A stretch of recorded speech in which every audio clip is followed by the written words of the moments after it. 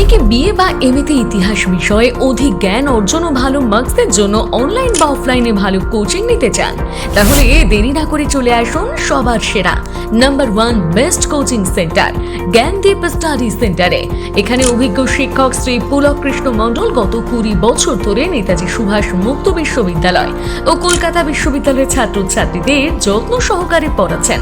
এমনকি UG and PG পড়ুয়াদের Bengali history, education, political science, sociology, MSW, BLIS ইত্যাদি সমস্ত বিষয় high quality computer typing note, assignment, answer 100% common যোগ্য suggestion, home delivery প্রদান করা হয়। আমাদের মোবাইল অথবা হোয়াটসঅ্যাপ নম্বর 9143048990। ফলো করুন ফেসবুক পেজ ও YouTube channel Gyandeep study centre. নমস্কার, জ্ঞানদীপ স্টাডি সেন্টার ইউটিউব চ্যানেলে সবাইকে স্বাগতম জানিয়ে আজকে তোমাদের সামনে আরও একটি নতুন ভিডিও নিয়ে উপস্থিত। সুপ্রিয় ছাত্রছাত্রী, তোমরা যারা কলকাতা বিশ্ববিদ্যালয়ে প্রথম সেমিস্টারে ইতিহাস অনার্স নিয়ে পড়াশোনা করছো, কিংবা তোমরা যারা এমডিসি স্টুডেন্ট, ইতিহাস পাসের সাবজেক্ট রয়েছে, কিংবা তোমরা যারা মাইনর ইতিহাস সাবজেক্ট হিসেবে রয়েছে, এছাড়া তোমরা যারা থার্ড সেমিস্টারে পড়াশোনা করো, ইতিহাস মাইনর সাবজেক্ট হিসেবে রয়েছে, তোমাদের ওই পেপারের একটি গুরুত্বপূর্ণ 5 মার্কের প্রশ্ন এবং তার উত্তরপত্র নিয়ে আলোচনা করব। অবশ্যই ভিডিওটি ভালো লাগলে চ্যানেলটিকে সাবস্ক্রাইব করো, লাইক করো এবং কমেন্ট করতে ভুলো না তোমরা কোন কোন প্রশ্নের উত্তরপত্র তোমরা চাইছো। আমি ইতিমধ্যে আমরা সাজেশনগুলো আলোচনা করে দিয়েছি, এই চ্যানেলের মধ্যে সাজেশন তোমরা পেয়ে যাবে। সেই সাজেশনের একটি 5 মার্কের প্রশ্ন রয়েছে, তোমরা প্রত্যেকে স্ক্রিনের মধ্যে দেখতে পাচ্ছ। আজীবক ধর্ম সম্পর্কে টিকা। এই আজীবক ধর্ম সম্পর্কে টিকা বা আজীবক ধর্মের মূল ভাবনা সম্পর্কে লেখো। একটি গুরুত্বপূর্ণ 5 মার্কের প্রশ্ন, তোমাদের এবছরের জন্য খুবই ইম্পর্টেন্ট।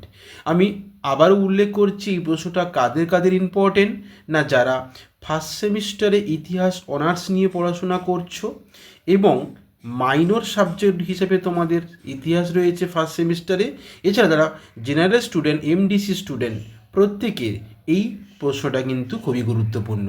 এছাড়া তোমরা যারা থার্ড সেমিস্টারে পড়াশোনা করছো, তোমাদের অন্য কোনো সাবজেক্ট অনার্স রয়েছে, তোমাদের পাসের সাবজেক্ট হিসাবে হিস্ট্রি রয়েছে, সেই থার্ড সেমিস্টারের স্টুডেন্টদের একটি গুরুত্বপূর্ণ প্রশ্ন আজীবক ধর্ম সম্পর্কে টিকা।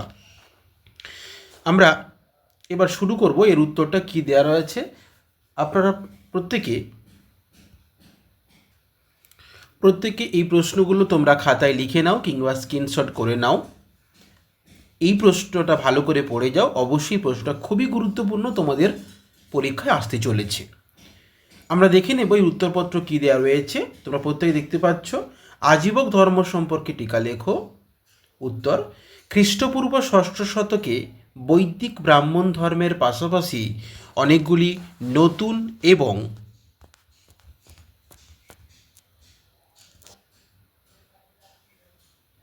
চরিত্রগতভাবে বা প্রকৃতগতভাবে প্রতিবাদী ধর্ম সম্প্রদায়ের উদ্ভব ঘটেছিল। এদের মধ্যে সর্বগণ্য ছিল বৌদ্ধ ধর্ম ও জৈন ধর্ম। এছাড়া আজীবিক, জটিলক, পরিব্রাজক ইত্যাদি অনেকগুলি ধর্ম সম্প্রদায়ের উদ্ভব লক্ষ্য করা যায়। বৌদ্ধ ধর্ম ও জৈন ধর্মের পাশাপাশি আজীবিক ধর্ম খ্রিস্টপূর্ব 6ষ্ঠ শতকে যথেষ্ট গুরুত্ব অর্জন করেছিল। আজীবিক মতের প্রবক্তা হিসাবে গোসাল মঙ্খলির নাম পালি গ্রন্থ থেকে পাওয়া যায়।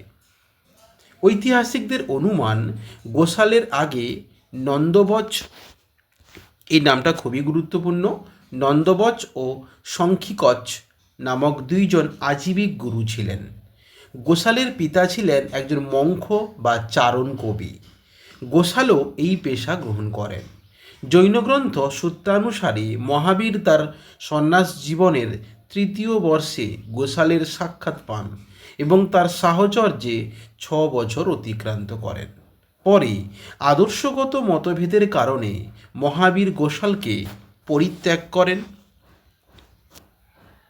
এবং নিজেকে তীর্থঙ্কর বলে ঘোষণা করে। মহাবীরের সাথে গোসালের বিচ্ছেদের মূল কারণ অক্রিয়াবাদ ও নিয়তিবাদের ওপর গোসালের আস্থা। গোসাল মনে করতেন মানুষ অবস্থার দাস, মানুষ জীবন নিয়তি কর্তৃক পূর্ব নির্ধারিত, মানুষের ক্রিয়া ও প্রতিক্রিয়া তার জীবনধারা বা ভবিতব্য পরিবর্তিত করতে পারে না। গোসালের মতবাদ কর্ম, ক্রিয়া ও বীর্যের ফলকে অস্বীকার করে। দীর্ঘনিকায় গ্রন্থে আজীবিক মত সম্পর্কে গোসালের বক্তব্য পাওয়া যায়। তিনি বলেছেন, সর্বসত্ত্ব, সর্বপ্রাণী, সর্বভূত, সর্বজীব, অবল, নির্বীজ, তাহারা নিহতি ও সংযোগ পরিচালিত এবং নিজ নিজ যাত্রানুসারে সুখ দুঃখ অনুভব করে। এটা কোটেশনের মধ্যে রাখবে। আজীবিকরা মনে করতেন সংসারের সুখ দুঃখের পরিবর্তন হয় না, হ্রাস বা বৃদ্ধি হয় না। সুখ দুঃখ নিজ বেষ্টনীর মধ্যে সীমাবদ্ধ থাকে এবং মানুষ বারবার জন্মগ্রহণ করে সেই চক্রের অবসান ঘটায়।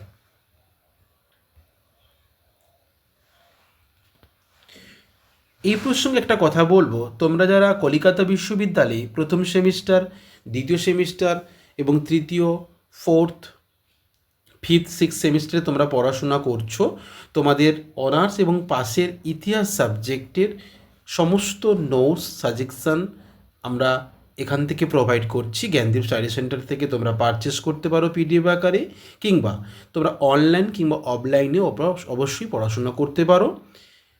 যদি তোমরা পড়াশোনা করতে চাও কিংবা নোট নিতে চাও, তাহলে অবশ্যই আমাদের কন্ট্যাক্ট নাম্বারে যোগাযোগ করতে পারো। আমাদের কন্ট্যাক্ট নাম্বার হচ্ছে 9143048990। এছাড়া ডেসক্রিপশন বক্সে আমাদের কন্ট্যাক্ট নাম্বার এবং হোয়াটসঅ্যাপ গ্রুপের লিঙ্ক দেওয়া থাকবে, চাইলে তোমরা সেখানে যোগ হতে পারো এবং যোগাযোগ করতে পারো। দেখে নেব পরের প্যারা কী রয়েছে।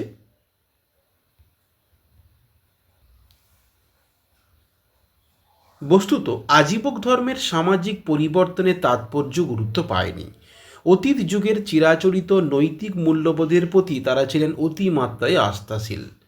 বাস্তব সমাজের সাথে তাদের ধ্যান ধারণার বর্ধমান অসঙ্গতি তাদের হতাশ ও নিয়তিবাদী করেছিল। তাই আজীবক ধর্ম ও বৌদ্ধ ধর্ম ও জৈন ধর্মের মতো আজীবিক ধর্ম বৌদ্ধ ধর্ম ও জৈন ধর্মের মতো জনপ্রিয়তা স্থায়িত্ব পায়নি। তো এই ছিল আজীবিক ধর্ম সম্পর্কে একটি টিকা 5 মার্কের প্রশ্ন।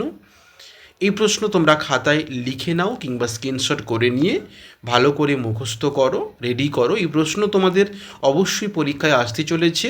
প্রথম সেমিস্টারে অনার্স, মাইনর এবং এমডিসি স্টুডেন্ট, এবং থার্ড সেমিস্টারে তোমাদের যারা মাইনর রয়েছে ইতিহাস সাবজেক্ট হিসাবে, তোমাদের এই প্রশ্নটা খুবই কিন্তু গুরুত্বপূর্ণ।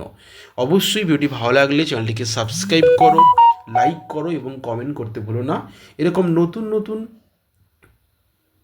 আনসারগুলো পেতে আমাদের চ্যানেলটিকে সাবস্ক্রাইব করো। ভালো থাকবে, সুস্থ থাকবে, ধন্যবাদ।